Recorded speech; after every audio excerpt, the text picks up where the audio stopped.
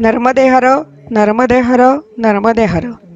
मागील भागामध्ये आपण बलिराजाने तपस्या करून नर्मदा मातेला प्रसन्न करून घेतले हा कथाभाग पाहिला. बलिराजाने आपल्या प्रजेचे हित डोळ्यासमोर ठेवून नर्मदा मातेकडून वर मागून घेतला की तुझी संपूर्ण परिक्रमा करणे सर्वसामान्यांना सहज शक्य नाही. त्यामुळे नर्मदा माते, तू उत्तरवाहिनी जिथे झाली आहेस तिथली परिक्रमा चैत्र मासात जो करेल त्याला संपूर्ण परिक्रमा करण्याचे जे पुण्य आहे तेच पुण्य उत्तरवाहिनी नर्मदा परिक्रमा केल्यावर प्राप्त व्हावे.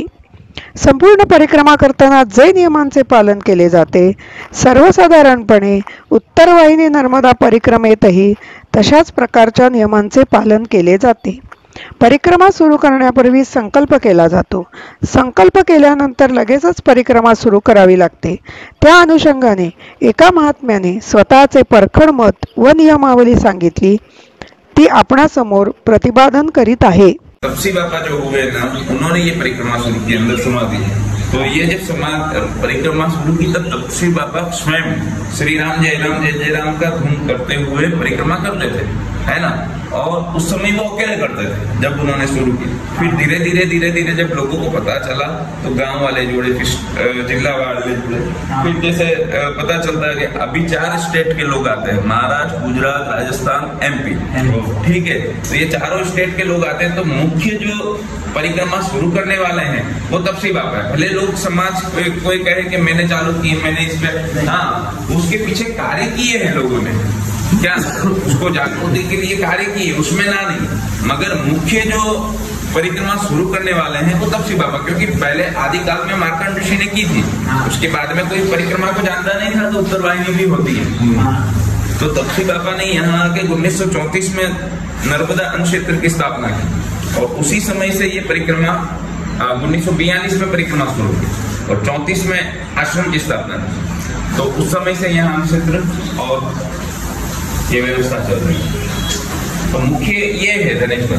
पर अब लोग क्या करते हैं, तिलकवाड़ा पहुंचते हैं. अब तिलकवाड़ा सही अर्थ में तिलकवाड़ा एक तो उत्तरवाहिनी में आता है, दूसरा कि तिलकवाड़ा से अगर आप शुरू करते हैं तो आप करने आए हैं उत्तरवाहिनी और हो रही है दक्षिण वाहिनी. क्या तो आप दक्षिण से शुरू कर रहे हैं, ठीक है. आप उल्टा चलेंगे तो उसका व्यक्ति कहते बोले महाराष्ट्र वाले उसमें सबसे ज्यादा ये जागृति की जो जरूरत है वो महाराष्ट्र को है, क्योंकि महाराष्ट्र वाले ही 80% लोग है ना वहां से शुरू करते.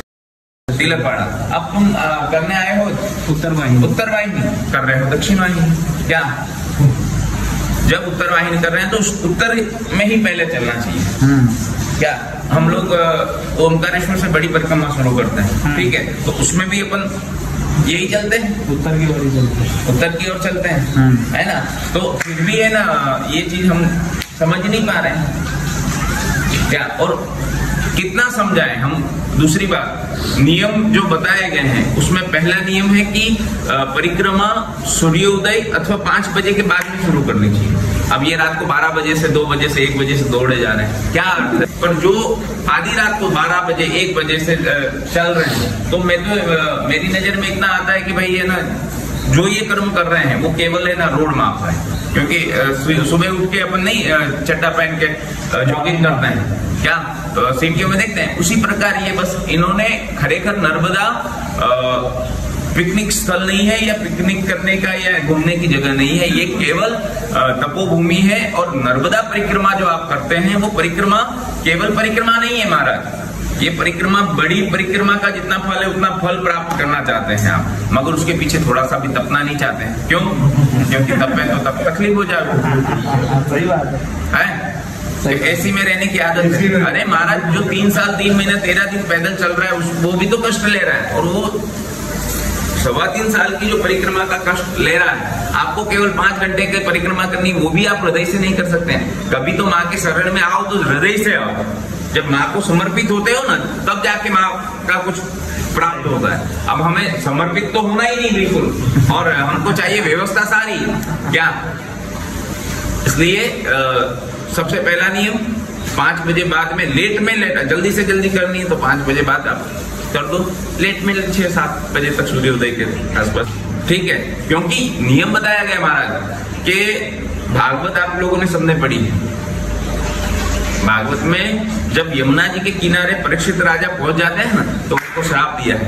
आधी रात को 2, 2:30 बजे 3 बजे जब पहुंचे हैं तो उनको श्राप मिला है कि आपने आधी रात को मुझे क्यों सोता हुआ जगाया। क्या तो उसी प्रकार माँ नर्मदा जी भी है ना, जब शयन आरती हो जाती है, शाम की शयन आरती होती है, उसके बाद माँ भी शयन में। आप किसकी परिक्रमा कर रहे हो मुझे बताओ तो सही। आप परिक्रमा कर रहे हैं किसकी कर रहे हैं? क्योंकि माँ तो शयन में है। और संतों के लिए ये नियम बताया गया कि महात्मा नर्मदा तट के ऊपर या कोई भी नदी में स्नान करने का समय 3:30 के बाद में महात्माओं के लिए, और गृहस्थ के लिए बताया गया कि 4:30 के बाद में नर्मदा स्नान या गंगा स्नान या जो भी करना है। ठीक है, हम क्या कर रहे हैं उससे बिल्कुल विपरीत कर रहे हैं। तो इसका कोई अर्थ नहीं। अगर करो तो ये दूसरी बात, परिक्रमा के दरमियान जितने भी देव मंदिर आते हैं वो सभी के दर्शन करने चाहिए। हम आधी रात को जब निकलेंगे, कौन से 4 बजे 5 बजे पहले कौन सा मंदिर खुला रहेगा? कोई नहीं। ठीक है, तो सभी मंदिर बंद है। आप परिक्रमा, दूसरा नियम, पहला फेल, दूसरा फेल। तीसरा कि परिक्रमा के दरमियान आपको कुछ ना कुछ सेवा करते हुए आगे बढ़ना चाहिए। ठीक है, कौन से हम सेवा कर पा रहे हैं, किसकी सेवा कर पा रहे हैं? तीसरा फेल। चौथा, उसके दरमियान हमें एक बार नर्मदा स्नान तो जरूर करना है। तो ठीक है, नर्मदा स्नान तो कर लेते हैं, कुछ कर लेते हैं, कुछ नहीं करते हैं। ठीक है, तो वो 4। पांचवा, परिक्रमा करने के उपरांत हमें कन्याओं का पूजन और पूजन ये दोनों होना चाहिए। उसमें से हम 100 में से मैं तो जानता हूँ कि 10% शायद करते होंगे, बाकी खाली घूम के और भाग जाते हैं। तो व्यवस्था के लिए यहाँ मत आओ। यहाँ तो तब करना हो तो आओ नर्मदा तट पे, जिसको आना है वो तब करने के लिए यहाँ वहां से अभी आएंगे नहीं, फोन करेंगे महाराज व्यवस्था में रूम कमरा मिलेगा, एसी मिलेगा, टॉयलेट बाथरूम अच्छा मिलेगा। अरे महाराज यहाँ तो है ना 3 साल 3 महीना 13 दिन वाले पूरे साल 100 150 मूर्ति रहती।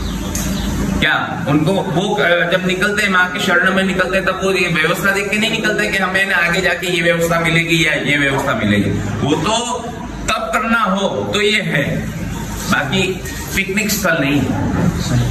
ये मेरा आप सभी से निवेदन है, और जो भी ये वीडियो देखे कृपा करके इसके ऊपर ध्यान दे कि ये 5 नियम है। ये 5 नियम अगर आप में निभाने की क्षमता हो, क्षमता हो, तो ही नर्मदा तट पे उत्तर वाहिनी भी करने आओ या बड़ी परिक्रमा करने आओ।